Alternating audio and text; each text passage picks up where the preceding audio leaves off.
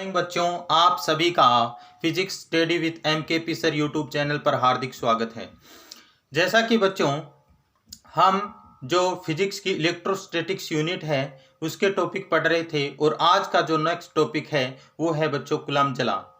क्या है? कूलम्ब का नियम या कूलम्ब जला। तो हम इसकी बात करते हैं, तो ध्यान से सुनिए मेरी बात बच्चों। कूलम्ब जला है वो क्या है? तो देखिए, आज हम पढ़ने वाले हैं कूलम्ब जला यानी कूलम्ब का नियम। किसका नियम? कूलम्ब का नियम।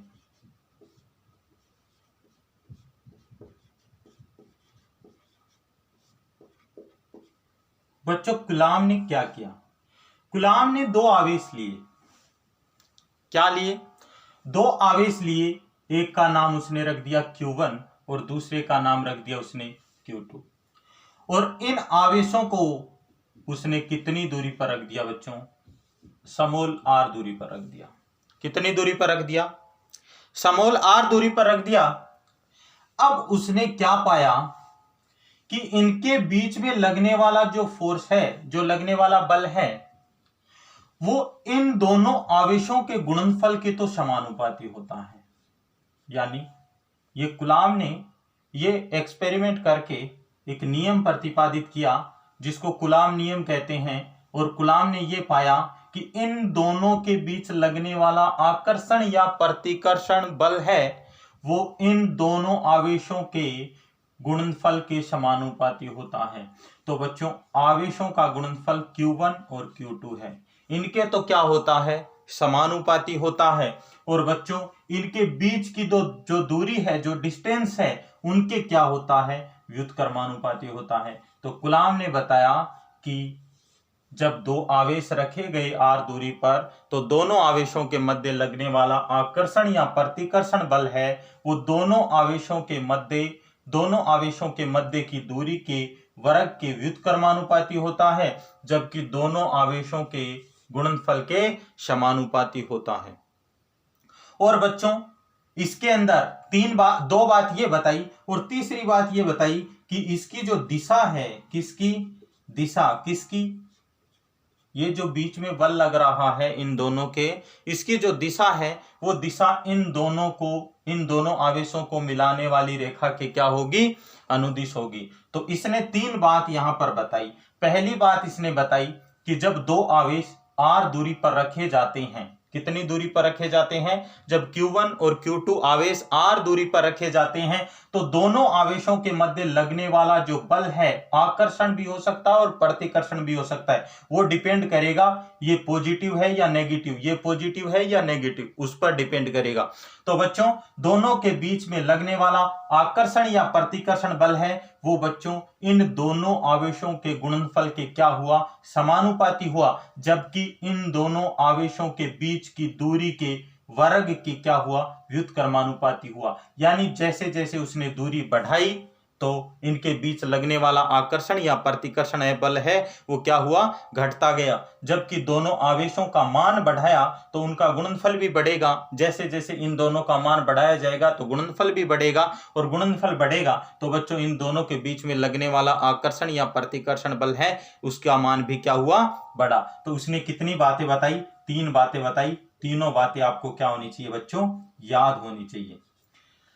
तो अब आपको डायरेक्शन भी पूछ सकता है। तो इन दोनों के बीच लगने वाला जो विद्युत बल है, इन दोनों आवेशों के बीच लगने वाला विद्युत बल है, उसकी दिशा इन दोनों आवेशों को मिलाने वाली रेखा के अनुदिश होती है। यानी ये दोनों को मिलाने वाली जो रेखा है इसके अनुदिश होती है, चाहे वो इधर हो चाहे वो इधर हो। लेकिन इस दिशा, ये जो दोनों आवेशों को मिलाने वाली रेखा है इसके क्या होगी? अकॉर्डिंग होगी, यानी अनुदिश होगी। मेरी बात यहां तक समझ में आई होगी।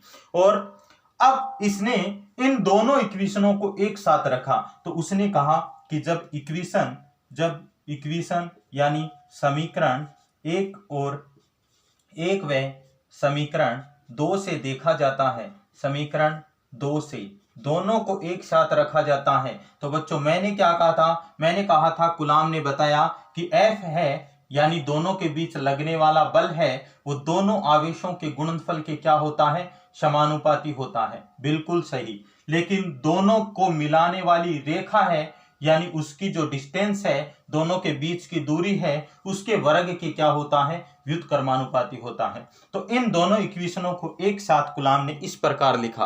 और फिर कूलाम ने क्या किया कि जब ये समानुपाती का चिन्ह यहां से हटाया जाता है तो उसने क्या पाया, इस समानुपाती को चिन्ह हटाया तो उसने पाया कि यहां पर एक नियतांक, एक कांस्टेंट राशि है, वो लगाई जाती है जिसका नाम है k, और यहाँ पर Q1 और Q2, और ये बीच की दूरी है, इसके वर्ग की क्या हो गई, व्युत्क्रमानुपाती हो गई।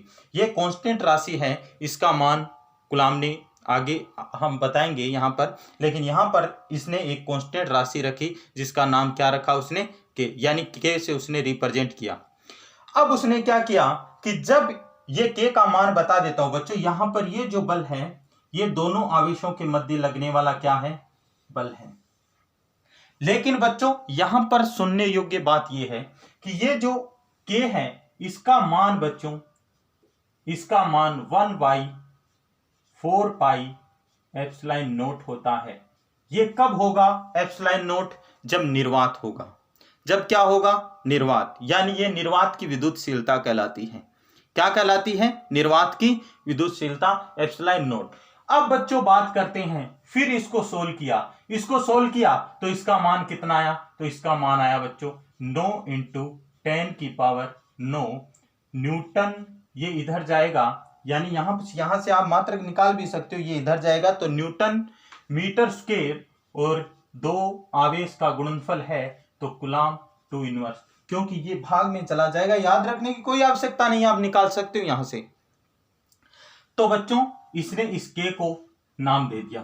ये जो के दिखाई दे रहे हैं, ये आपका क्या है, एक कांस्टेंट नियतांक है, यानी आप कह सकते हो नियतांक या कांस्टेंट है। क्या है, कांस्टेंट या नियतांक है।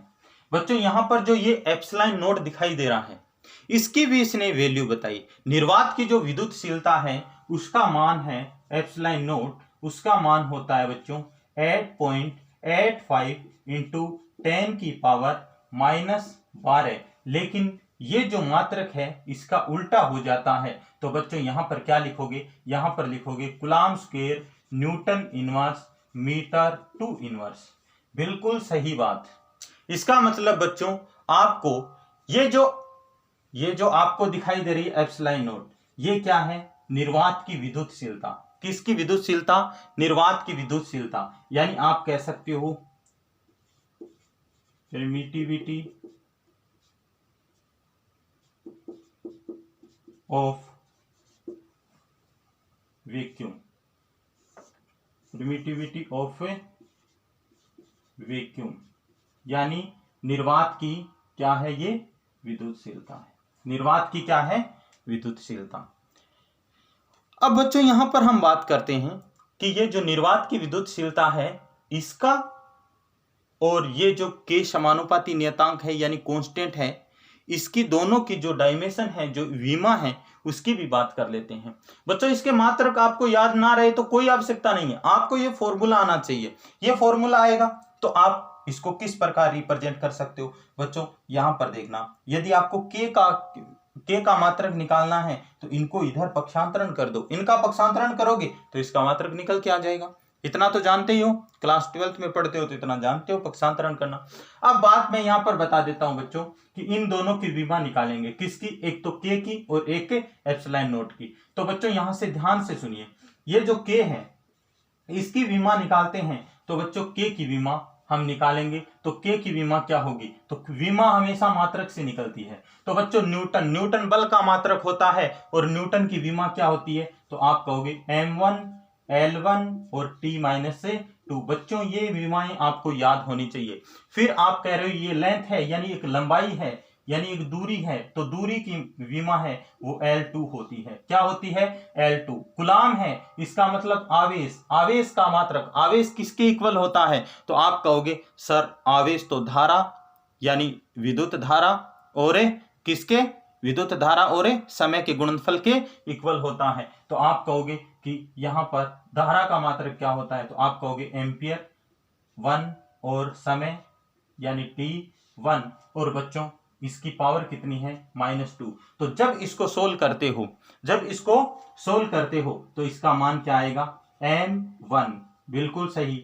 लेकिन l यहां पर 1 है, यहां पर 2 है, तो टोटल कितना हो गया l3।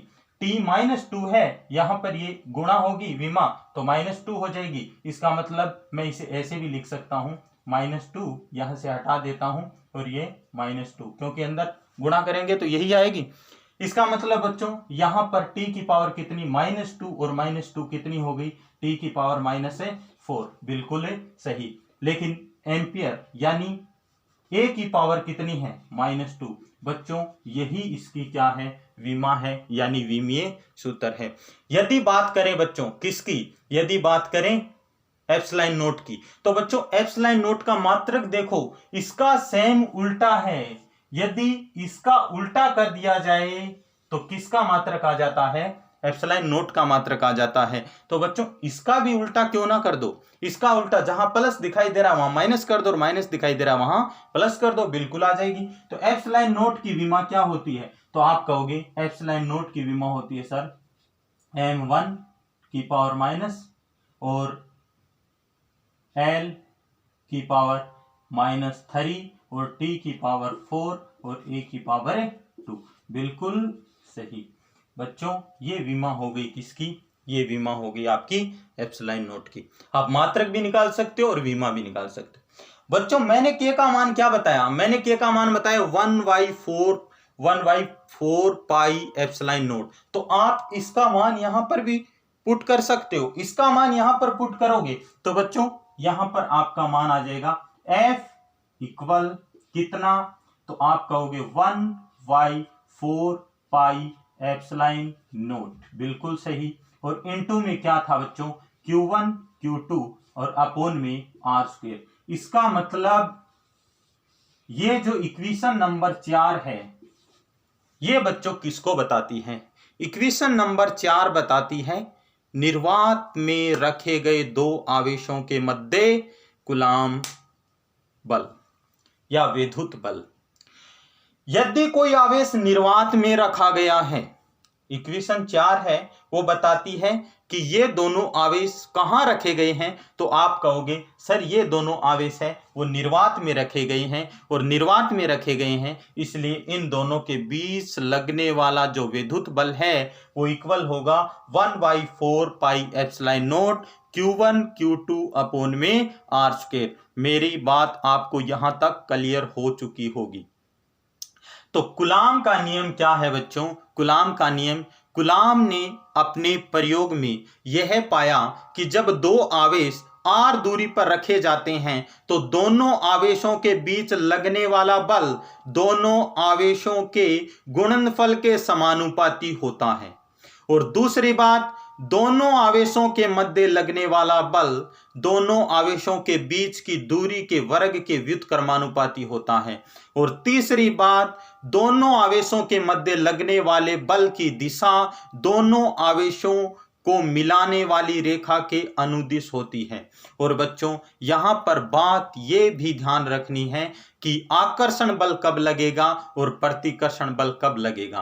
तो बच्चों जब दोनों आवेश सहजातीय हो, जब दोनों आवेश सहजातीय हो, कहने का मतलब दोनों आवेश या तो पॉजिटिव हो या फिर दोनों आवेश नेगेटिव हो, तो उस कंडीशन में बच्चों लगेगा कौन सा बल, प्रतिकर्षण बल। कौन सा बल लगेगा बच्चों, प्रतिकर्षण बल। यानी विद्युत बल दो प्रकार का हो सकता है, या तो प्रतिकर्षण प्रकृति का हो सकता है या आकर्षण प्रकृति का हो सकता है। तो बच्चों दोनों के बीच लगने वाला बल कैसा होगा, प्रतिकर्षण प्रकृति का होगा। और यदि दोनों आवेश एक पॉजिटिव और एक नेगेटिव यानी V जातीय हो, या नेगेटिव या पॉजिटिव, इसका मतलब इस कंडीशन में तो प्रतिकर्षण हुआ और इस कंडीशन में क्या होगा बच्चों, आकर्षण बल। बिल्कुल सही बात। बच्चों आप नोट्स भी बना सकते हो साथ साथ, और मैं नोट्स की PDF फाइल भी उपलब्ध करा दूंगा। तो बोलिए बच्चों यहां तक की बात क्लियर हुई या नहीं, ये क्या था कूलाम का नियम। लेकिन ये जो कूलाम का नियम आपने अभी तक पढ़ा है ये बच्चों किसके लिए लागू है, ये जब आवेश कहां रखे हो, निर्वात में रखे हो। कहां पर रखे हो, जब निर्वात में रखे हो उसी कंडीशन में लागू होता है। लेकिन यदि बच्चों आवेश निर्वात में ना रखकर, यदि आवेश निर्वात में ना रखकर किसी माध्यम में रखे हो तो उस कंडीशन में दोनों के बीच लगने वाला बल है वो क्या, किस प्रकार हम रिप्रेजेंट करेंगे। तो यहां पर बच्चों क्या था, यहां पर बच्चों क्या था, यहां पर निर्वात था, यहां पर क्या था, निर्वात था, दोनों के बीच में क्या था, निर्वात था। तो निर्वात के लिए आपने बल है उसकी व्याख्या कर ली है, और वो व्याख्या कितनी है, यानी आपने जो प्रूफ किया वो F equal 1/4 epsilon note into में कितना हो गया बच्चों, Q1 Q2 अपॉन में R स्क्वायर। तो यहां तक की बातें क्लियर है। लेकिन बच्चों यहां पर जरूरी थोड़ी है निर्वात ही हो, यदि कोई माध्यम हो तो सर हम इसको किस प्रकार प्रूफ करेंगे। तो इसके लिए बच्चों यहां पर ध्यान से सुनिए, सारा का सारा यही होगा। लेकिन बच्चों यहां पर एप्सिलॉन नोट दिखाई दे रहा है, ये एप्सिलॉन नोट है, वो बच्चों क्या हो जाएगा, ये एप्सिलॉन नोट की जगह क्या आ जाएगा, एप्सिलॉन आ जाएगा। वो माध्यम की विद्युतशीलता होती है, और ये किसकी विद्युतशीलता है, निर्वात की, यानी प्रिमिटिविटी ऑफ ए वैक्यूम। लेकिन वैक्यूम या एयर भी कह सकते हैं बच्चों, वैक्यूम या फिर एयर भी कह सकते हैं, यानी एयर के लिए भी लागू है और वायु के लिए, एयर के लिए भी लागू है और वैक्यूम के लिए भी लागू है। तो मेरी यहां तक की बातें हैं वो शायद आपको बच्चों क्लियर हो चुकी होगी। अब मैं बच्चों माध्यम के लिए और बता देता हूं। आपने निर्वात के लिए प्रूफ कर लिया, आप लिखना चाहो तो लिख सकते हो बच्चों, और आप वीडियो को पॉज करके भी लिख सकते हो। तो मैं इसको ज्यादा बार रिपीट नहीं करूंगा। आपको यदि कोई बात समझ में ना आए तो आप वीडियो को पॉज करके फिर रिपीट कर सकते हो।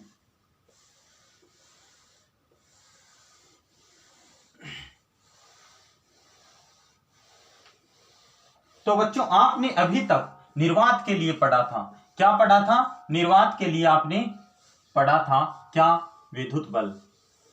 निर्वात के लिए आपने विद्युत बल पढ़ लिया, और वो क्या पढ़ा, तो आपको फॉर्मूला याद होना चाहिए बच्चों। निर्वात के लिए आपने विद्युत बल पढ़ा, उसका मान था F equal 1/4 pi epsilon note, और इनटू में क्या था बच्चों, Q1 Q2 अपॉन में R स्क्वायर। बिल्कुल सही है बच्चों। ये आपने किसके लिए प्रूफ किया, ये इक्वेशन नंबर 4 थी, वो बच्चों निर्वात के लिए, किसके लिए, निर्वात के लिए विद्युत बल को बताती है। इक्वेशन 4 या समीकरण 4 है वो किसके लिए, निर्वात के लिए विद्युत बल को बताती है। लेकिन बच्चों हमें यहां पर कोई मीडियम रखना है, कोई माध्यम रखना है। क्या रखना है, माध्यम। क्या रखना है, माध्यम। तो माध्यम के लिए क्या होगा, तो ध्यान से सुनिए, यहां पर कोई मीडियम रख दिया मैंने, कोई भी मीडियम है वो रख दिया, तो उस कंडीशन में बच्चों ये मीडियम के लिए, ये तो निर्वात के लिए था, अब यदि मीडियम के लिए बल प्रूफ करें तो 1/4 एप्सिलॉन नोट की जगह बच्चों एप्सिलॉन होगा, और यहां पर आ जाएगा Q1 Q2 अपॉन में R की स्क्वायर।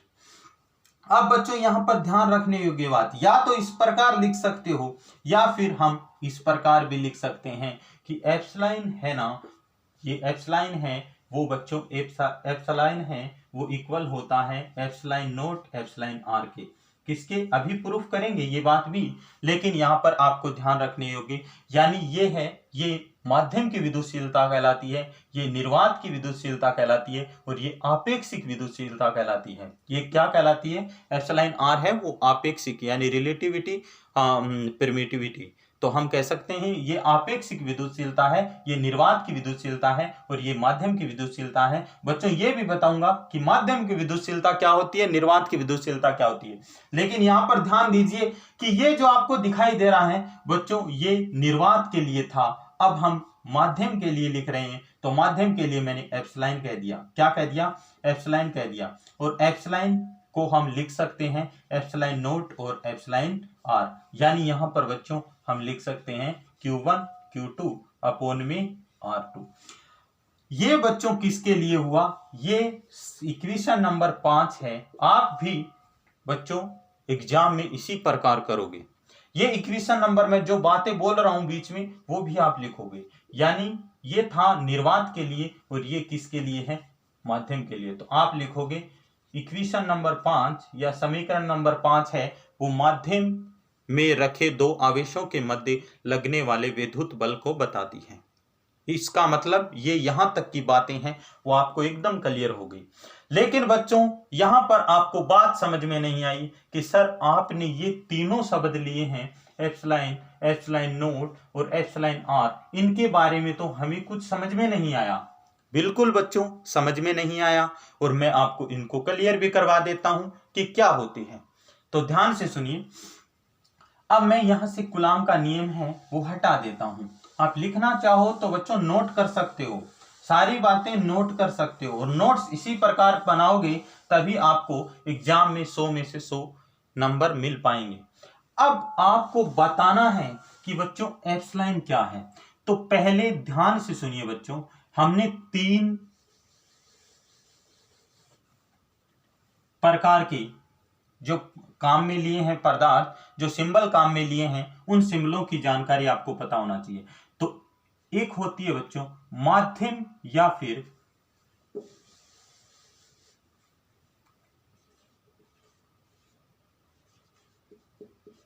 परमिटिविटी,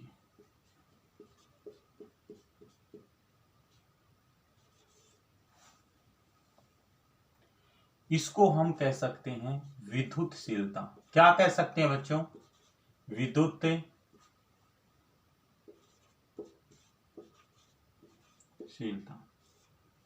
इसको हम कह सकते हैं विद्युतशीलता और इसे माध्यम की विद्युतशीलता भी कह सकते हैं। माध्यम की विद्युतशीलता या फिर ओनली फॉर विद्युतशीलता। इसको रिप्रेजेंट करेंगे बच्चों एप्सिलॉन से। किससे, एप्सिलॉन से। किससे, एप्सिलॉन से इसे रिप्रेजेंट करेंगे। अब ध्यान से सुनिए ये है क्या चीज। तो बच्चों आपने विद्युत क्षेत्र के बारे में पढ़ा है कि विद्युत क्षेत्र किसी आवेश के चारों ओर होता है और मैं यदि यहां पर कोई आवेश रख दूं तो बच्चों इसके चारों ओर विद्युत बल रेखाएं निकलती हैं। क्या निकलती है, बल रेखाएं। तो जहां विद्युत क्षेत्र होगा वहां विद्युत बल रेखाएं होगी। बल रेखाओं के बारे में भी आगे इसी चैप्टर में पढ़ेंगे। जहां आवेश होगा वहां विद्युत बल रेखाएं होंगी और जहां आवेश होगा वहां विद्युत क्षेत्र होगा। यह निश्चित बात है। जहां आवेश होगा वहां विद्युत क्षेत्र होगा और जहां आवेश होगा वहां विद्युत बल रेखाएं होगी, क्योंकि विद्युत क्षेत्र होगा तो विद्युत बल रेखाएं निश्चित होगी। तो इसका मतलब बच्चों विद्युत बल रेखाएं जहां होती है वहां यदि कोई पदार्थ रख दें, कोई पदार्थ रख दिया जाए, यहां पर कोई पदार्थ रख दिया जाए तो इस पदार्थ से विद्युत बल रेखाओं के गुजरने की जो क्षमता है वो उस पदार्थ की क्या कहलाती है, विद्युतशीलता। और उसी पदार्थ को क्या कहा जाएगा, माध्यम। यदि वो पानी है तो पानी कहा जाएगा, यदि वो कोई धातु रखी है तो धातु कही जाएगी। मेरी बात समझ में आ गई। मैं यहां पर एक एग्जांपल के तौर पर और समझा देता हूं बच्चों। यहां पर हमने Q1 आवेश रखा था, यहां पर Q2 आवेश रखा था और बच्चों यहां पर बीच में कोई मीडियम रख दे, कोई माध्यम रख दे तो यहां से विद्युत बल रेखाएं निकलेगी, वो इससे गुजरेगी या नहीं। यहां से विद्युत बल रेखाएं निकलेगी, वो यहां से गुजरेगी या नहीं। अब इस पदार्थ में से गुजरने की कितनी क्षमता है, संख्या नहीं, यदि संख्या हो जाएगी तो विद्युत फ्लक्स हो जाएगा। संख्या नाम ले लोगे तो विद्युत फ्लक्स हो जाएगा, लेकिन यहां पर विद्युत इनके गुजरने की क्षमता, क्या क्षमता यानी पावर कितनी है, क्या पावर कितनी है, किससे, किसी पदार्थ से गुजरने वाली विद्युत बल रेखाओं के गुजरने की क्षमता यानी पावर कितनी है, वो पावर ही क्या कहलाती है बच्चों, उस माध्यम की विद्युतशीलता। और माध्यम आप जानते हो कि जिस पदार्थ से होकर कोई विद्युत बल रेखा गुजरेगी तो वो पदार्थ उस विद्युत बल रेखाओं का क्या कहलाएगा, माध्यम कहलाएगा। इसका मतलब आप जान गए होंगे। तो आप इसकी डेफिनेशन सर कैसे लिखें, तो इसकी डेफिनेशन लिखोगे कि किसी पदार्थ से विद्युत बल रेखाओं के गुजरने की क्षमता उस पदार्थ या उस माध्यम की क्या कहलाती है, उस माध्यम की कहलाएगी बच्चों विद्युतशीलता क्या कहलाएगी? उस माध्यम की विद्युतशीलता। यानी किसी माध्यम की विद्युतशीलता आपको पूछ ले क्या होती है, तो आप क्या कहोगे कि किसी पदार्थ या किसी माध्यम से गुजरने वाली विद्युत बल रेखाओं की क्षमता उस माध्यम की क्या कहलाती है? विद्युतशीलता कहलाती है। दूसरी बात कर लेते हैं बच्चों, निर्वात की, किसकी? प्रिमिटिविटी ऑफ ए वैक्यूम। क्या? वैक्यूम यानी एयर, वैक्यूम या एयर, एक ही बात है। तो यहां पर बच्चों बात करें तो इसको लिखेंगे एप्सिलॉन नॉट। ये एप्सिलॉन है, ये एप्सिलॉन नॉट। अब बच्चों आपने इसको समझ लिया तो इसको समझना बिल्कुल भी आसान है कि यदि जब निर्वात या वायु उपस्थित हो और उसमें विद्युत बल रेखाओं के गुजरने की जो क्षमता होती है वही क्या कहलाएगी बच्चों? वही कहलाएगी निर्वात की विद्युतशीलता। क्या कहलाएगी? निर्वात की विद्युतशीलता, निर्वात की विद्युतशीलता। निर्वात की विद्युतशीलता किसे कहेंगे बच्चों? तो आप कहोगे कि सर निर्वात या वायु में से गुजरने वाली विद्युत बल रेखाओं की क्षमता है, वही निर्वात या फिर वायु की क्या कहलाती है? विद्युतशीलता कहलाती है। बिल्कुल सही।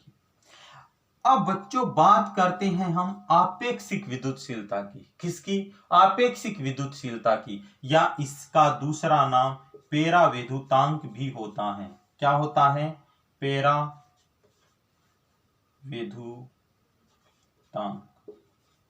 क्या नाम होता है?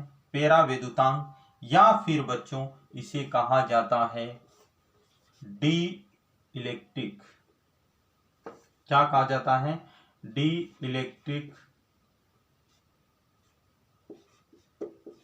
कांस्टेंट।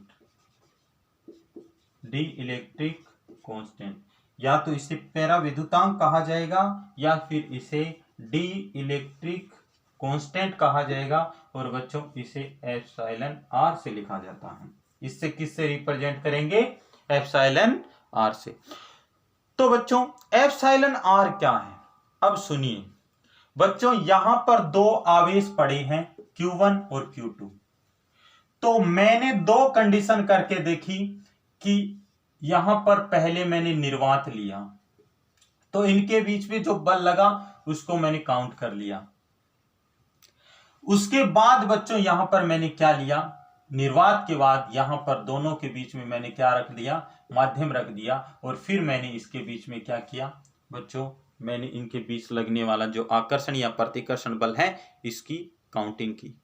तो ध्यान से यही कूलाम ने किया था बच्चों। कूलाम ने क्या किया? पहले दो आवेश लिए और दोनों आवेशों को निर्वात में रखा। उसके बाद दो आवेश लिए और उनको किसके अंदर रखा? माध्यम में रखा, और दोनों में उसने बल को प्रूफ किया। तो ये निर्वात में था और ये माध्यम में था। तो उसने क्या पाया बच्चों? कि निर्वात में जो बल था वो अधिक था। क्या था? अधिक था। तो बच्चों सीधी सी बात है कि ये कम होगा। ये क्या होगा?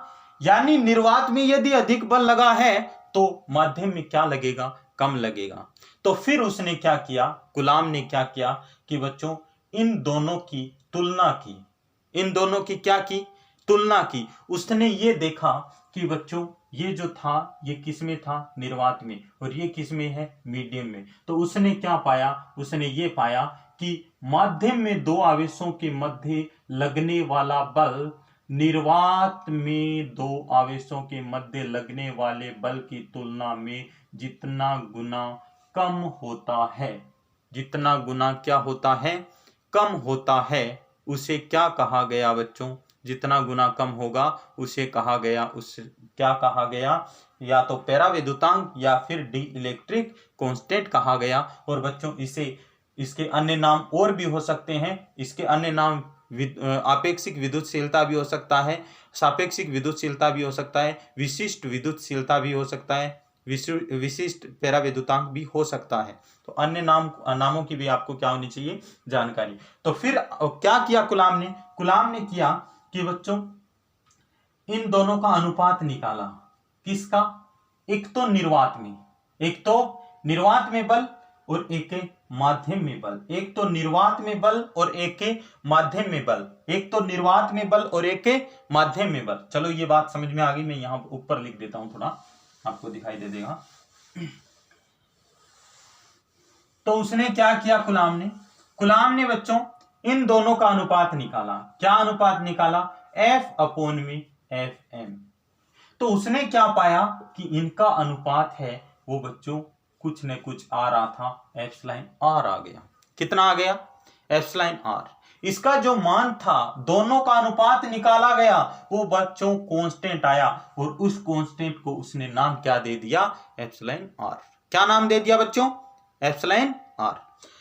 अब उसने क्या बताया, ये ध्यान से सुनो। इसकी डेफिनेशन εr की डेफिनेशन यानी पेरावैद्युतांक की डेफिनेशन क्या होगी? तो आप कहोगे कि सर यहां पर ये जो निर्वात है वहां पर बल अधिक लग रहा है। बच्चों सही बात है, अधिक लग रहा है, लेकिन माध्यम रखने के बाद बल कम हो रहा है। इसका मतलब बच्चों मैं इसे इस प्रकार भी तो रिप्रेजेंट कर सकता हूं, F इंटू में Fm εr।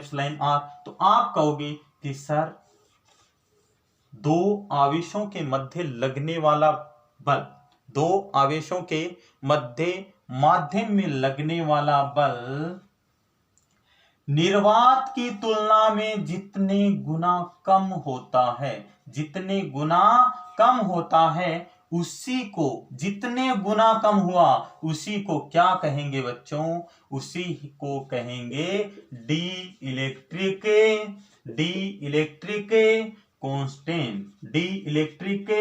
कांस्टेंट। तो बच्चों आज से आपको डी इलेक्ट्रिक कांस्टेंट की डेफिनेशन आ गई होगी कि दो आवेशों, माध्यम में रखे दो आवेशों के बीच लगने वाला विद्युत बल निर्वात की तुलना में जितने गुना कम होता है उसी को कहा जाता है क्या? उसी को कहा जाता है बच्चों डी इलेक्ट्रिक कांस्टेंट।